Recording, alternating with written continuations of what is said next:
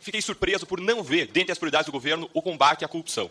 Ainda que existam várias pessoas que tenham sido investigadas, processadas ou até condenadas por crimes de corrupção no governo, eu acredito que isso não deva ser um tabu. Precisa ser tratado como uma prioridade de Estado, não de governo. Em segundo lugar, prisão em segunda instância é algo essencial para o funcionamento da justiça, porque isso não está dentre as prioridades do governo, a sociedade clama por justiça. Em terceiro lugar, fim do foro privilegiado. A gente jamais vai ter igualdade perante a lei, quanto mais de 57 mil pessoas têm foro privilegiado. Em quarto lugar, competência da justiça eleitoral para investigar e processar a corrupção política. Eu desconheço um caso em que a pessoa foi para a cadeia condenada pela justiça eleitoral. Ela não é uma justiça vocacionada para isso. Não é uma crítica à justiça eleitoral, é sim uma análise de perfil institucional. Nós precisamos acabar com a competência criminal da justiça eleitoral. Em quinto lugar, governança e compliance.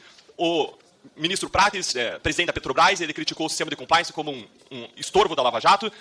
Nós temos pessoas que foram condenadas por desvio de verba pública, como o ministro Góes, e estão ocupando cargos de ministérios, pessoas envolvidas em escândalos, ministro do Turismo, ministro de Comunicações, e seguem na chefia dos seus ministérios. Quando jamais uma empresa que preza por sua reputação, que preza por boa governança, faria isso. O senhor mesmo, no seu rede social, o senhor criticou o orçamento secreto como o maior escândalo de corrupção da face da Terra. Hoje o governo está implementando orçamento secreto versão 2, por meio de RP2, não mais RP9, mas adotando a mesma prática que o senhor criticou. Indulto. Os decretos de indulto do PT sempre perdoaram 2/3 da pena de ladrões e assassinos. Essa prática vai ser mantida ou vai ser extirpada? Deputado Deltan, o que mudou foi o espetáculo. Nós pusemos fim ao espetáculo e à corrupção do combate à corrupção. Agora, as operações continuam a acontecer todos os dias. Hoje houve operação contra a corrupção. Semana passada houve e outros dias houve. O que nós não queremos e não faremos é violar as garantias legais e constitucionais. Então, respondendo à primeira pergunta de Vossa Excelência, o combate à corrupção continua a ser uma prioridade, obviamente. Nós não fazemos disso bandeira de politicagem, porque nós não precisamos disso. Nós temos um governo com projeto, com propostas, com ideias, e por isso nós respeitamos o devido processo legal. E o senhor pode acompanhar todos os dias nos perfis oficiais, meu, da Polícia Federal, e o senhor vai encontrar muitas operações de combate à corrupção acontecendo naquilo que diz respeito à competência da Polícia Federal. O segundo tema sobre prisão em segunda instância. O senhor deve lembrar que há uma garantia constitucional, que serve também para responder uma outra pergunta do senhor, atinente à chamada presunção de inocência. Eu sei que o senhor tem uma posição contrária à Constituição. Ora, o senhor é deputado, o senhor discorda da Constituição. Se o senhor discorda da Constituição, é claro que o senhor pode fazer uma proposta de emenda à Constituição. E certamente o senhor não imagina que o ministro da Justiça vai passar por cima da Constituição e revogar uma decisão do Supremo Tribunal Federal. Então, realmente, não é um tema que esteja atinente ao Ministério da Justiça, e sim ao próprio Congresso Nacional, que, se entender por 3/5 que as pessoas podem ser presas sem o trânsito em julgado, que assim vote a emenda e assim, com isto, nós tenhamos isso que o senhor defende. Mas não é a posição do Supremo e nem é a posição da Constituição. Do mesmo modo, em relação a foro privilegiado. O senhor, como deputado federal, tem foro prerrogativa de função. Todos aqui têm. E é claro que isso está na Constituição. No caso de Vossa Excelência, no artigo 102 da Constituição. Então, não é um tema também que nós possamos, no Ministério da Justiça, mudar a Constituição. Quem muda a Constituição é o Congresso. E claro que o senhor pode discutir isso nas casas parlamentares e encontrar alguma medida que o senhor ache mais justa em relação a esse tema. A quarta pergunta sobre a justiça eleitoral. Deputado, eu quero me solidarizar com a justiça eleitoral brasileira. É uma justiça que tem, como o senhor sabe, 91 anos. É uma justiça que prestou já relevantes serviços ao país. Recentemente, nós vimos a força da justiça eleitoral garantindo eleições democráticas, com a sua crítica atinente ao mau funcionamento da justiça eleitoral. Eu acho o contrário. Acho que a justiça eleitoral é um bom ramo do Poder Judiciário e quero consignar a minha solidariedade a todos os juízes que prestam a jurisdição eleitoral. Sobre a quinta pergunta do senhor, sobre governança e compliance. São leis que estão postas.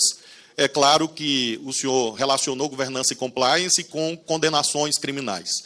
Volto a frisar ao senhor que condenações sem trânsito de julgado não infirmam a presunção de não culpabilidade ou a presunção de inocência. E, por isso mesmo, o nosso governo segue estritamente a lei. Isso eu afirmo ao senhor, que todas as pessoas investidas em cargos públicos o foram com preenchimento das condições legais, inclusive outros colegas de governo que foram indevidamente mencionados por Vossa Excelência. Sexto, sobre orçamento secreto.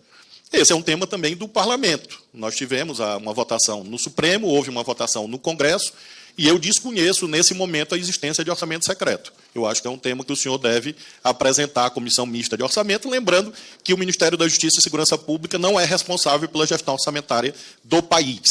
Mas se o senhor acha que tem orçamento secreto, eu sugiro ao senhor que vá ao plenário, a esta comissão ou à Comissão Mista de Orçamento e apresente os requerimentos que o senhor achar cabíveis. Sobre decretos de indulto, nós não cuidamos ainda de nenhum decreto de indulto nesse governo.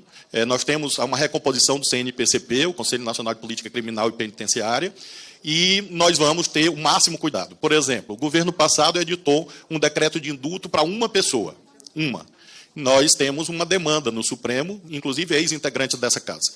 Nós temos um debate no Supremo sobre se pode haver indulto com desvio de finalidade.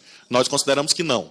Os indultos têm que ser de acordo com a Lei 7.210, a Lei de Execução Penal. Então, afirma o senhor que a lei vai ser cumprida em relação aos decretos de indulto. Infelizmente, não foram no governo passado, como nós vimos nesse caso a que fiz alusão. Sobre a 8ª pergunta, homicídios. Homicídios, deputado Deltan, depende, por exemplo, da apreensão de armas de fogo ilegais. É uma das nossas lutas, porque o armamentismo mata. Nós temos o caso de Sinop, por exemplo, como uma referência, tráfico de armas, todos os dias a apreensão de armas ilegais. Então, esse é um pilar de uma estratégia séria, sustentável de redução de homicídios. Além disso, nós estamos fortalecendo as operações de segurança pública. Para o senhor ter uma ideia, quando nós chegamos ao Ministério da Justiça, nós tínhamos 3 bilhões e 400 milhões de reais parados no Ministério da Justiça, uma irresponsabilidade gerencial. Nós estamos agilizando esses repasses aos estados e isso também significa fortalecimento da segurança pública. E, finalmente, um trabalho, claro, um Plano Nacional de Redução de Homicídios, abrangendo feminicídio, juventude negra, todos esses segmentos vulnerabilizados, porque é assim que você faz de modo sério o combate aos homicídios.